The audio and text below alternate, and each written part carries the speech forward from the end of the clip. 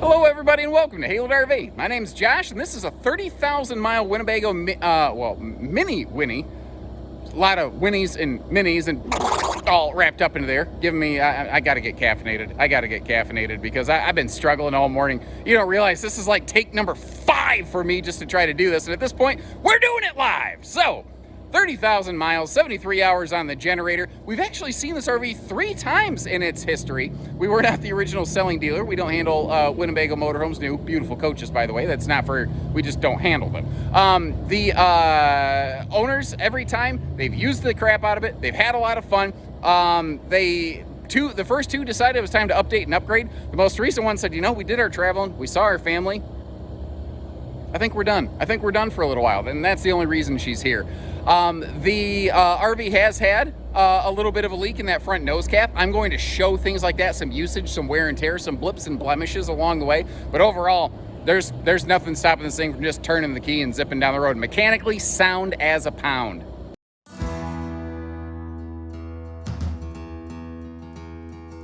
All right, before we get too far along here, generator test.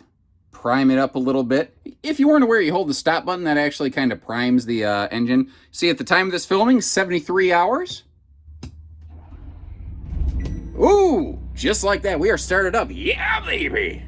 And my general impression of this one is that, like, if I bought this, I'd give it a good bath inside and out. I'd give it a good, exterior wash and wax kind of treatment. And I'd hit the road with my family. I don't see where it needs anything. It is in completely functional condition right now. Nice little touches too. Winnebago was definitely ahead of the curve on this, listening to customers who've been begging for it for years. Get rid of the carpet. It's frustrating to me how many towable brands still have not gotten on that bandwagon. The generator's running right now.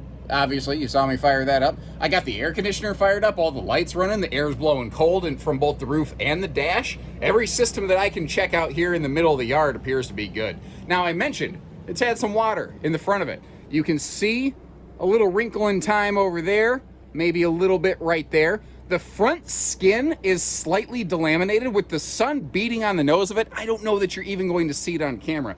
And I want to get this out of the way. I'm not trying to hide anything. Let me slide this up a little bit. You see there's that little rusty looking streak right there? That's where some water had gotten into that front wall and it had washed its way down. And what you're looking at is actually the tinge of color from the glue, the adhesive in the lamination process kind of bleeding through. Now that's historical. It's not a current leak. And I get that that's enough to scare a lot of folks. I respect it. That's why I got it right out of the way in the start of this video. I'm not going to waste 10 minutes of your time if we don't need to. That being said, it is not current. I don't see any existing issues as a result. There is also one little spot of contact paper up there that got scuffed.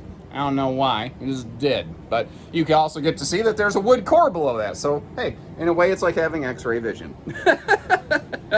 We're on a Ford E450 chassis. That is, all-in-one kind of backup, navigation, entertainment. That being said, to me, I don't use the navigation portion of something like that on a motorhome. I will tend to use my phone because it live updates, basically, if I get routed out of the way. Not to mention these onboard GPS units, you have to like program them with updates that sometimes aren't exactly readily available on some of these older units. So I just use my phone. That's my little thing. There are some good navigation apps that I will admit I'm not extremely familiar with because I don't tend to camp in places that need a lot of specialty routing. I don't get too far off the grid myself.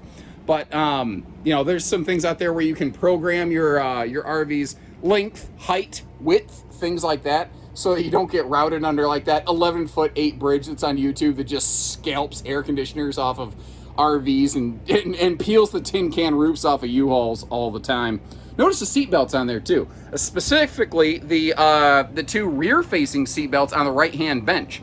RV manufacturers are not required to do that. Many of them do not. Jayco and Winnebago are both very good about doing it. And one of the things I like about that is that means this RV can seat belt the same number of people that it can sleep. That would be 6 if push comes to shove. Now, I think 6 is being aggressive. That's assuming that there's 2 people sleeping on this dinette, which I don't think is going to happen. I hate how the RV industry goes, oh, that's a 2-sleeper. No, it ain't. No, anybody could look at that and say it's not a 2-sleeper. But it is cool that you have more seatbelt positions than you maybe necessarily need. Looking around all the kitchen hardware here in cabinetry space, let's start up top, work our way around. Everything in here looking good. I didn't see crumbs and yuck in the refrigerator or anything like that. The oven doesn't look like it was used. Most people in the Midwest tend not to use ovens. I know our southern cousins tend to like their cookies and biscuits, and admittedly that little oven, it's about all that's good for. One of the things I do like here, though, is the entertainment. I think that this is a coach more focused on spending some time outside, but when you are inside for a period, you can just have this playing kind of like AM radio, or you could sit here and actually something I would do if I was stuck inside on a rainy day with my family, I would actually convert the dinette down into a sleeper, and I'd throw some pillows against the back wall, and I'd use that just kind of like a family lounge, you know, just kind of a little everybody stretch out, curl up, get together kind of lounge space. I don't know, that's just me. What do you guys think about that idea? I think that dinettes aren't as popular as they once were, but I do think that there's some very easy things you can do to enjoy them. When we looked at all of our storage, you didn't get to see inside the refrigerator to see that it is not moldy and disgusting. Little quick look at the bathroom here. Actually pretty decent layout. Lots of leg room at the bottom of this. It's a little tight against that left-hand wall if you're a little bit fluffier. Absolutely acknowledge and admit that.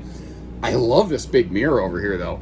It makes the room just feel massive. And with this having basically a 7-foot ceiling, that shower right there, lots of headroom and a big skylight above it.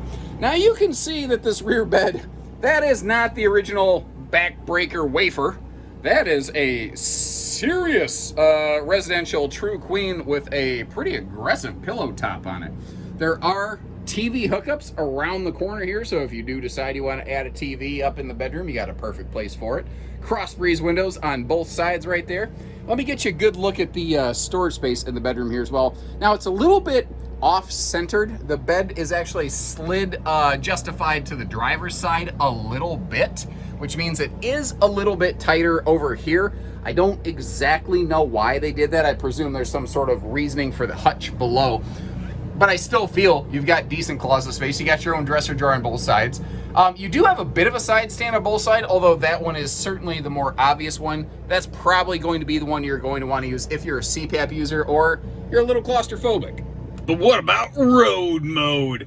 Well, I always like to kind of start you right here in the driver's seat so that you really have sort of the complete understanding of the whole experience. And if I flip you around here real quick, this is kind of, you know, we're going to start right here. You get to your destination, you stop, you got to, you know, take a little bit of a break.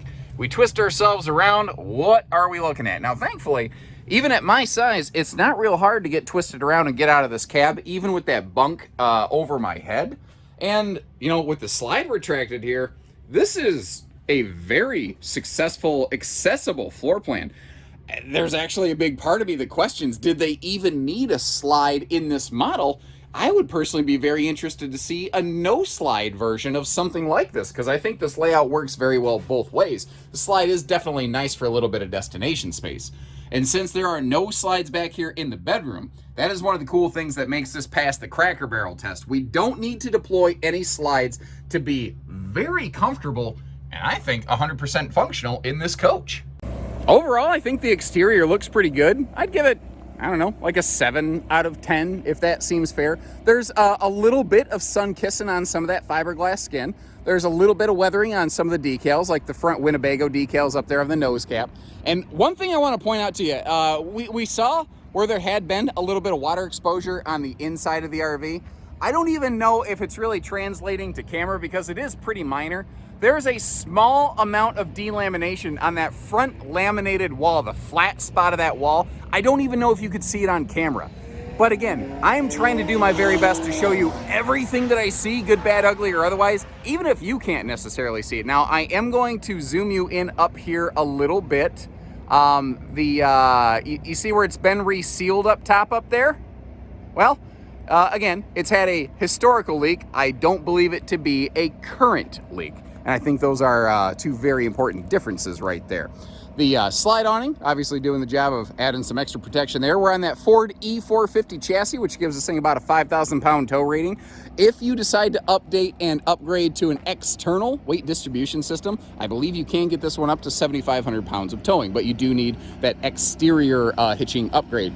The tires look good. That's always a big thing I like to touch on motorized RVs, just because woo, tires ain't cheap. And I mean, they're used, but I don't see dry rotting. I don't see weather checking. I don't see irregular wear patterns. But back here under that bed, holy crap, Batman, we got ourselves a bat cave worth of storage. Triple access point, the big old storage buckets down below. But recommendation, because this does have limited outside storage, please keep like a separate dedicated tote for like just your black tank stuff versus everything else. And then try to put like an additional layer of some kind of barrier or decking on top of it, below it, whatever, just to help make sure every aspect of it is completely separated. As we work our way around the back here, the generator, you probably, well, we fired it up inside. You probably hear it running a little bit, although we do have various background noise going on today. Power awning does have LED lighting on it.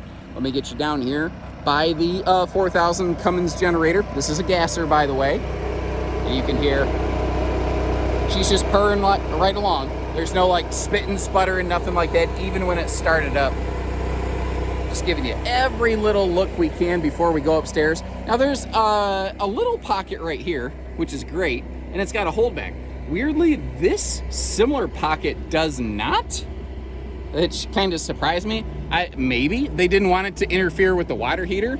I guess it's not that big a deal. Just seems like a tiny little miss to me. And this is what I was hoping to see. This roof looks terrific. I mean, it looks absolutely fantastic. I think these might be the original seals, and they're still good. They still got a little bit of squish to them. Holy crap. That means this has to have spent most of its time stored under some kind of cover. But again, it has spent some time on the road. It's got 30,000 miles on it. It's got some hours on the generator. It was used outdoors a little bit. There is a little bit of sun kissing with a sweet psychedelic pattern on the air conditioner shroud, brother. But overall up here, looks pretty darn good. I don't see anything that gives me just even a moment's worth of pause up here. Even looks like they were on top of not just cleaning, but little touch-up beads where it might have needed it. Wow. So as always, let us know what you think. What do you like? Any questions you might have, and if you appreciate the way that we point out those little blips and defects as well as the little high points, leave us a little note at least that just says, hey, thanks, Haylett. Hit the like button on the video, subscribe if you haven't, and know that when you're ready, we're ready, and just like we did here, we'll always shoot you straight. So take care, stay safe, have fun, and happy Haylett camping, everyone.